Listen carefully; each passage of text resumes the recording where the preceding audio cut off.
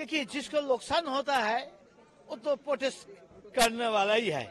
कांग्रेस खत्म हो रहा है, वो हल्ला मचा रहा है, इसलिए उनका नुकसान हो रहा है, ज्यादा कुछ नहीं मिल रहा है। वो जो कर रहा है अभी मोदी जी उनका एक्शन लेकर वो गड्ढा में डाल दे रहा है, इसलिए तो चुनाव में हार रहा है कांग्रेस, इसलिए हल्ला बोल रहा है। দাদা, বাংলাদেশ ইস্যু নিয়ে আজকে সুদীপ্ত বন্দ্যোপাধ্যায় বললেন কি গভর্নমেন্টকে এটা হিন্দুদের উপরে যেভাবে অ্যাটাক হচ্ছে এই জিনিসটাকে ব্যাপারটাকে দেখা উচিত, আর এক্সটার্নাল অ্যাফেয়ার্স মিনিস্টারও মনে যাচ্ছে, তো মমতা দিদির সাথেও কথা বলা উচিত। কি বলবেন এই পুরো ব্যাপারগুলো? এটা কুমিরের কান্না বলে না তৃণমূল কংগ্রেসের, সবচাইতে হিন্দুদের উপর অত্যাচার তৃণমূল কংগ্রেস করছে, পরিকল্পিতভাবে করছে।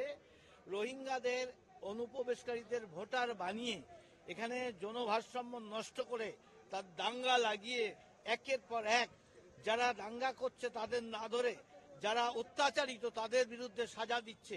এটা তৃণমূলের একটা ষড়যন্ত্র। তাই আজকে নতুন করে নাটক শুরু করেছে যে বাঙালির সহানুভূতি যাতে পাওয়া যায় হিন্দু বাঙালির, সেই কারণে। আসলে এরা একটা ধান্দাবাজের পার্টি।